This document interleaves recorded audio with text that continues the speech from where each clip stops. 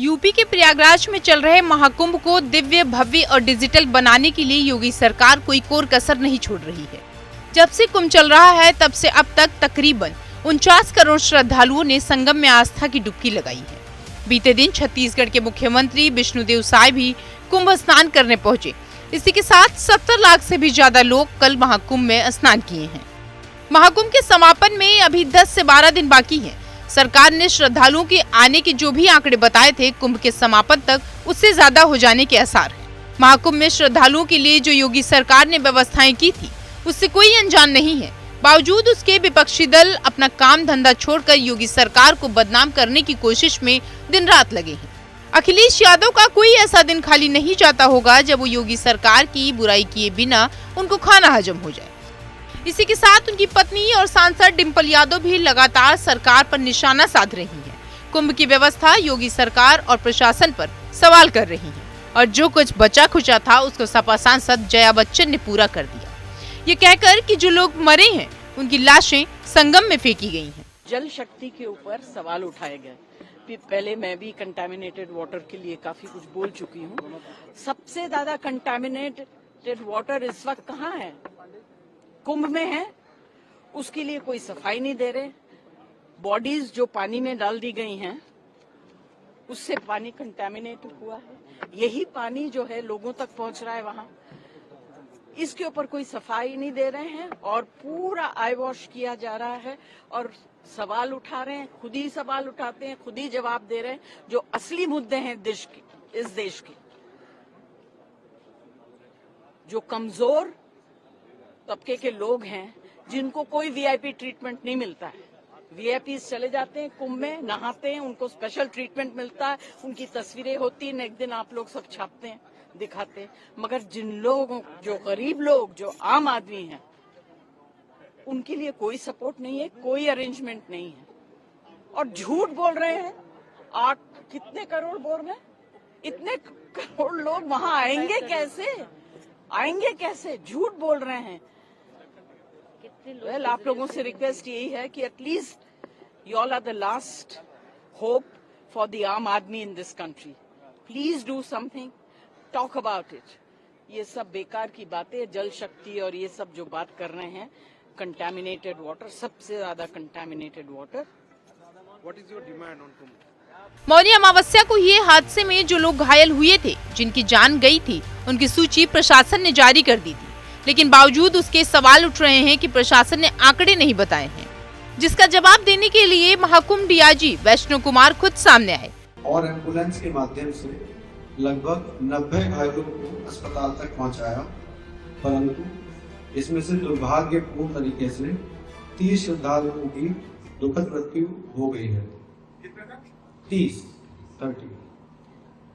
इनमें से 25 की पहचान हो चुकी है और शेष की शिनाख्त की जानी बाकी है।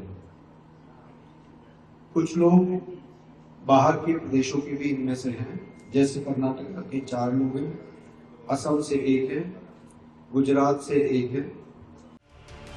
उन्होंने कहा, जो बातें की जा रही हैं वो सरासर गलत हैं। जिनकी मृत्यु हुई है उनके शव को परिवारों को दिया गया है। सिर्फ एक शव है जिसकी पहचान नहीं हो पाई है, बाकी के सारे शव उनके परिवारों को दे दिए गए हैं।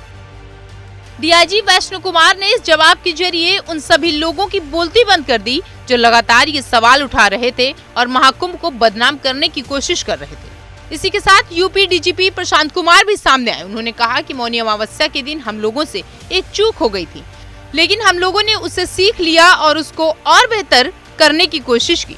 इस पर ध्यान दिया गया। इसी के साथ हमने कम्युनिटी से भी राय ली और उसको पहले से बेहतर करने में लग गए। इसी के साथ उन्होंने क्या कुछ कहा, सुनिए। महाकुंभ 2025 का ये 5वां स्नान है और आपने सही फरमाया कि जो 3 अमृत स्नान थे उसके अतिरिक्त ये तीसरा मुख्य स्नान है। इसके बाद से महाशिवरात्रि का भी स्नान होना बाकी है। आपने देखा होगा कि एक छोटी सी चूक उस दौरान हो गई थी जिस दिन मौनी अमावस्या था। उससे सीख लेके हम लोगों ने और बेहतर प्रबंधन कैसे किया जाए प्रबंधन की एक टेक्निक है कि बिल्ड बैक बेटर, मतलब पहले से और बेटर करें। तो अगर कोई बात हुई है तो उसको हम एक अपॉर्चुनिटी के रूप में लें और जो कम्युनिटी को का फीडबैक इंक्लूड करके हम चीज़ों को और बेहतर बनाएं। तो इसमें जो हमारे अपने अधिकारी थे वो, या जो श्रद्धालुओं को कठिनाइयाँ हुई, इन चीज़ों को मिला के हम लोगों ने एक बेहतर प्रबंधन तकनीक अपनाई और जिसका परिणाम है कि इस महाकुंभ में अब तक सबसे ज़्यादा लोग 46 से 47 करोड़ तक की जनता अभी तक आ चुकी है और आज के दिन भी 1,30,00,000 लोग अभी तक स्नान 10 बजे तक कर चुके हैं।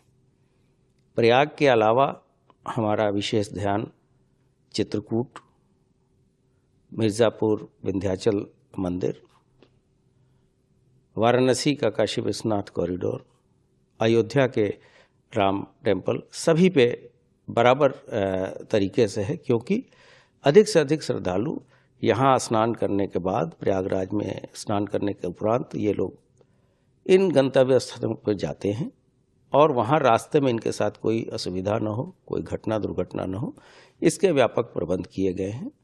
हम लोगों ने लखनऊ में भी एक वार रूम बना रखा है जहाँ से लाइव फीड हम प्रयागराज क्षेत्र का ले रहे हैं और जैसा कि आप अवगत है कि लगभग 2,500 से अधिक कैमरे हमारे एक्टिव हैं और उन सभी का लाइव फीड हमारे ICCC जो प्रयागराज में है वहाँ जाता है और यहाँ भी देखा जाता है। कोई भी निर्देश अगर यहाँ से देने होते हैं हम लोग ICCC को देते हैं।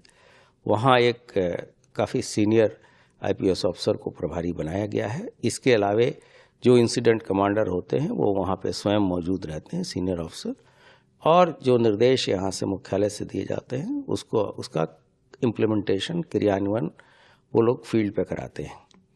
तो ये जो बेहतर प्रबंधन और भीड़ नियंत्रण के बारे में जो प्रबंधन किए गए उसका ये सुखद परिणाम है कि चीज़ें बहुत ही व्यवस्थित और सुनियोजित तरीके से भीड़ होने के बावजूद चीज़ें चल रही हैं। क्या इशू रहा, क्योंकि जैसा कि हालांकि 47 करोड़ लोग अब तक आ चुके, एक बड़ा नंबर है ये, वहां तक पहुंचना। पुलिस ने उसको सीख के बाद आज का स्नान हो या अभी 26 तारीख का स्नान बाकी है, तो उसको लेकर के ये कहा गया कि बहुत से लोग फंसे रहे। आज की तारीख में भी सवाल ये उठ रहा है कि बॉर्डर सील हैं, लोग नहीं आ पा रहे हैं, लोगों की दिक्कतों का जिक्र किया गया, ऑपोजिशन हो, पार्लियामेंट हो, या हर जगह लोग इस पे चर्चा करते रहे। आप लोग कैसे इसको कंट्रोल कर पा रहे हैं या कैसे मैनेज किया गया? वाकई कितनी दिक्कतें थी या पुलिस ने इसको कैसे मैनेज किया? मैंने पहले भी कहा है कि इसमें कोई एडमिनिस्ट्रेटिव लैप्स नहीं है। ये हमारा पब्लिक का इतना ओवरवेलमिंग रिस्पांस है, इतनी अधिक संख्या में लोग आ रहे हैं और आप देखेंगे कि मेले की शुरुआत से अब तक जो जिस वर्ग के लोग आ रहे हैं उसमें भी काफ़ी अंतर हुआ है। अब छोटी गाड़ियों से लोग आ रहे हैं, पहले ट्रेन्स और बसेस से लोग आ रहे थे। तो लोगों के आने के मोड ऑफ ट्रांसपोर्ट में भी अंतर हो रहा है तथा उनके जो बहुत सारे लोग इसलिए शुरू में नहीं आए कि अब भीड़ कम होगी, लेकिन कुंभ का इतना विश्वव्यापी इसकी पहुंच हो गई है कि सभी पूरे संसार से लोग आ रहे हैं। भारत के भी प्रत्येक राज्य के कोने कोने से लोग यहाँ पहुँच रहे हैं। रेलवे के द्वारा प्रतिदिन, जैसे मुख्य स्नानों के दिन तो 5 लाख से अधिक लोग ट्रैवल करते हैं, आते और जाते हैं, और उसके लिए 400 से अधिक गाड़ियां लगाई जाती हैं। सामान्य दिनों में भी यह संख्या 3 से 3.5 लाख होती है तथा करीब 350 ट्रेनें चलाई जाती हैं। और इसके अलावा हजारों की संख्या में, लाखों की संख्या में 4 व्हीलर्स का सिटी में आना, फिर उनको वापस भेजना, ये अपने आप में बहुत चुनौतीपूर्ण और बहुत ही मेटिकुलस प्लानिंग की बातें हैं। और मैंने कहा था कि मुझे अपने जो हमारे साथी फील्ड में लगे हैं और वो बिना किसी शस्त्र के लगे हैं, और मैं उनको सैल्यूट करता हूं, उनके धैर्य को, उनके ट्रेनिंग को।